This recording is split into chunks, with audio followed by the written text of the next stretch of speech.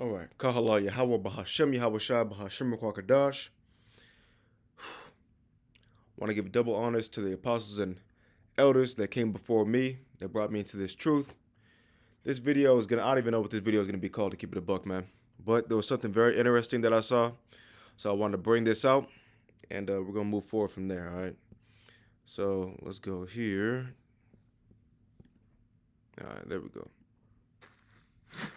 Here's a question all of us likely have asked at one point or the other. Say you want or need something, but you can't quite afford it at the moment. Well, as they say, there's an app for that. Apps like Klarna allow you to buy now and pay later. It's just one of the lending services that really has exploded in popularity in recent years. And now, Klarna is teaming up with DoorDash, allowing users to buy now and pay later for fast food. Sign me up. Let's get to CBS News Money Watch correspondent Kelly O'Grady. Kelly, tell us about Klarna breaking into the food delivery service and how this could possibly mean less money in my wallet and more expansion in the inches around my midsection. You and me both, Reed. I'm always a big orderer of fast food on the weekend, so I hear you. So look, Klarna has a new partnership with DoorDash. It was just announced.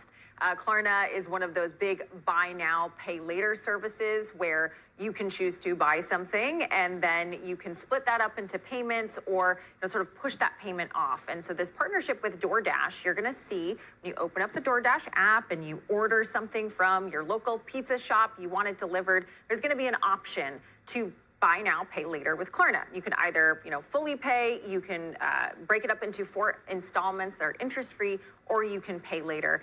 This is really interesting. I mean, Klarna has announced that it is going to go public on the New York Stock Exchange. This is the the second big partnership. They're also doing one with Walmart that they've announced in a couple of weeks. The thing that gives me a little bit of anxiety, Reed, though, is we've seen these buy now, pay later things get very popular with large clothing orders. But buy now, pay later for food, at some point, you are going to have to pay that balance that you have. And I was actually talking with an analyst about this earlier today, and he said, this could be a recession indicator. People are putting more balances on their credit cards. And as you start to see people do that with things like food and necessities like that, that's a little bit of a warning sign. So don't put too much on your buy now, pay later, Reed. I know, but the pepperoni pizza sounds so good in the moment. We also want to ask you about some telling numbers we're seeing from FedEx's latest earning report. What do you have there? Yes, so FedEx is just the latest in a number of companies that we have heard that are cutting their annual forecast. They are saying we are not going to do as much business as we thought, and they highlighted tariffs, they highlighted economic uncertainty, weakness in the industrial economy. And FedEx is a really important one because we look at companies like a FedEx and like a UPS as a bellwether for the global economy, and especially business to business deals, because there's so much shipping, there's so much importing. And so FedEx coming out today, the stock is really taking a hit, saying that more of the same. We're seeing weakness, we're seeing anxiety among consumers in business, and they're expecting to be shipping less this year. All right, maybe FedEx needs to get into the food delivery game. That could be interesting to watch. We know if that happens, you'll break it here on CBS News 24/7. You have a good weekend, my friend. Always good to talk to you. All right, that's pretty much it. So obviously the economy is getting hit so hard that you have people literally going into debt just to purchase food. They're having to put their meals on payment plans. All right, that's what's happening right now in the United States of America, aka Babylon the Great. So we're gonna go into a few scriptures here. Let's go into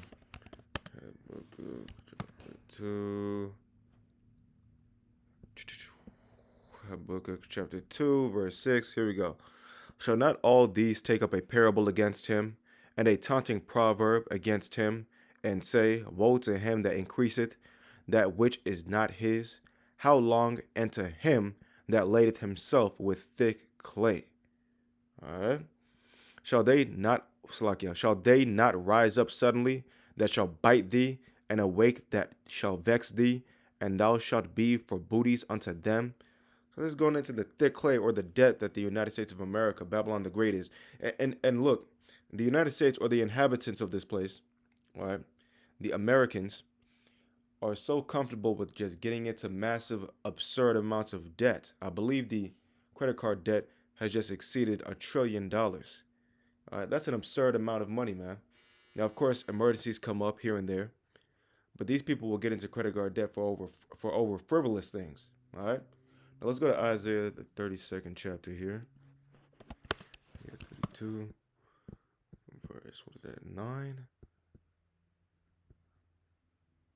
Here it is. This is Isaiah chapter 32.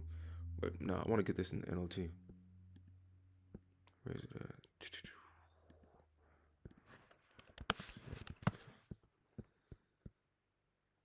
Here it is. This is Isaiah chapter 32 and verse number 9. Listen, you women who lie around in ease. Listen to me, you who are so smug.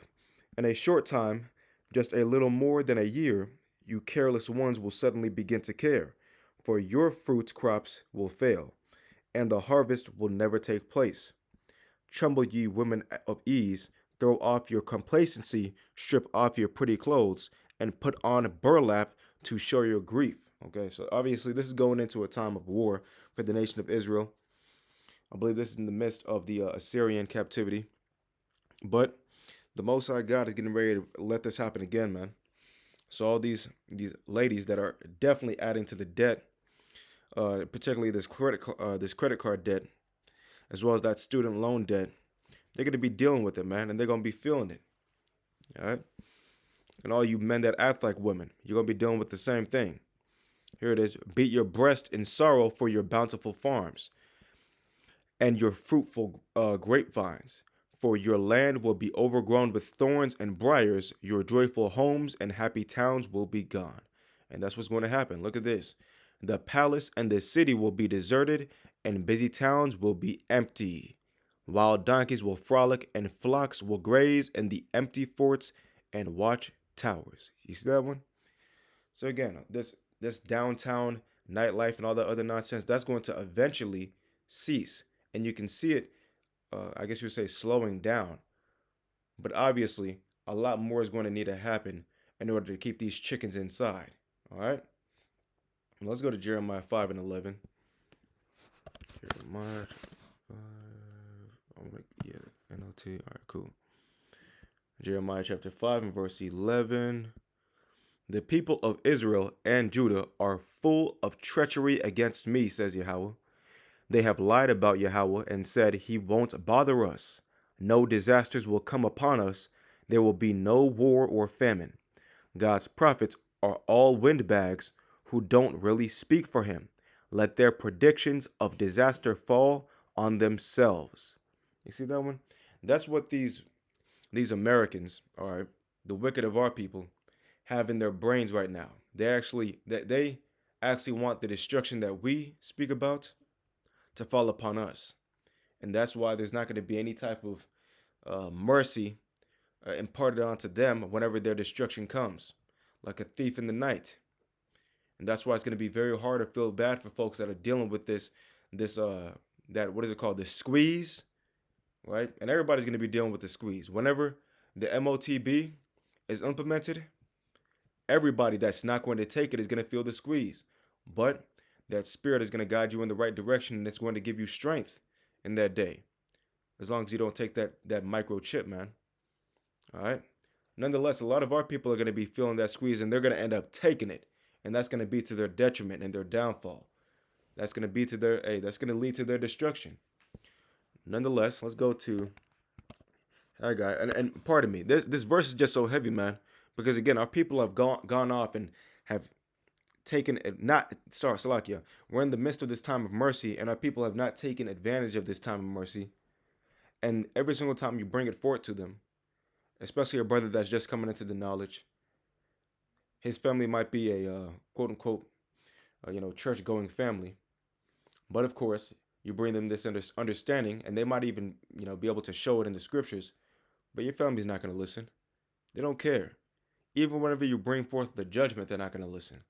Why? Because they don't really worship the Most High God, and they don't love the Heavenly Father. That's why the Most High is going to be sending destruction upon his enemies.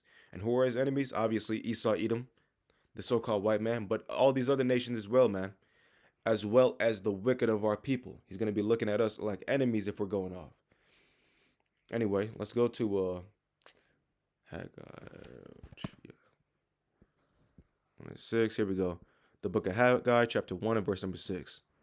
You have planted much, but harvest little. You see that one? Matter of fact, I want to get this in the KJV.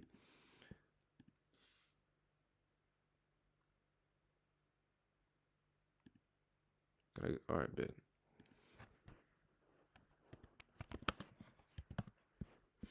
This is the book of Haggai, chapter 1 and verse number 6. Ye have sown much and bring in little. Ye eat, but ye have not enough. Ye drink, but ye are not filled with drink. Ye clothe you, but there is none warm. And he that earneth wages to put it in Salakia, to put it into a bag with holes. You see that one? So of course, our people are trying to get all this bread, try to keep up with the Joneses and whatnot, really trying to catch up to the so-called white man, Esau Edom. You're not going to be able to do that. I don't know why you're doing it. But our people keep on trying to accrue all this bread. But unfortunately, you're going to be putting your bread into a bag with holes. Your pockets are going to be empty at the end of the day. There's always going to be, hey, this is a common thing that we have to say, man. There's always something, man. If it's not one thing, it's another. Okay? Because unfortunately, we are under these curses, man. And until the Most High God sends his son back and seals his elect, we're going to continue to be under these curses.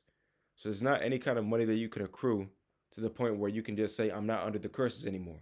All right? So I'm going to have to go in the Apocrypha. Let me see here.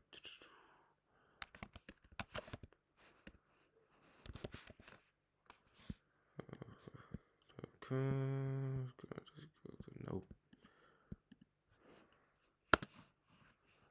Okay. All right, cool. I think that's it. Yep. Ecclesiasticus. That's 40 and 9. All right, there we go. It's Sirach chapter 40 and verse number 9. Death and bloodshed, strife and sword, calamities, famine, tribulation and scourge. These things are created for the wicked, and for their sakes came the flood. Again, verse number 9, death and bloodshed, strife and sword, calamities, famine, tribulation, and the scourge. So again, if you have folks out here that are actually having to put their food, their dinner, on a payment plan, that means that we're coming into a time of famine. All right.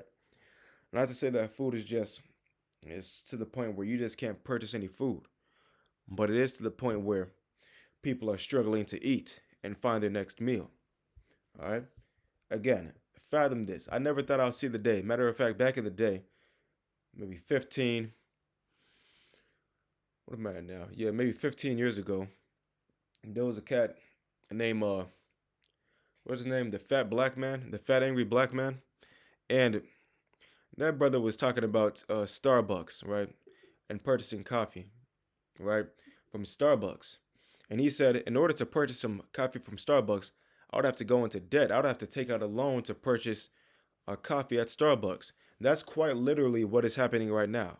People are literally having to take out loans to purchase food. Ain't that something? Right? Typically, you would take out a loan to purchase a house, purchase a car, go into, people might go into student loan debt to pay off their degree or their education. But now people are going into debt for bare necessities. Like, imagine this. Imagine going into debt to purchase some toothpaste. Can you imagine that? Or to purchase some body wash. Imagine going into debt. Going into debt just to purchase some gas. Can you imagine that?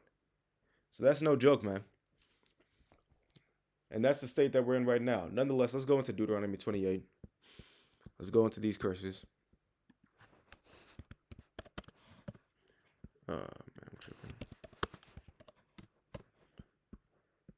28 and 18. Here we go. And matter of fact, we want to get that in the NLT too.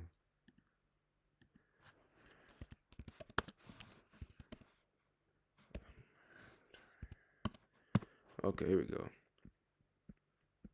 All right, here we go. Now this just hits hard, man, in the NLT. Look at this here. Deuteronomy 28 and verse 18.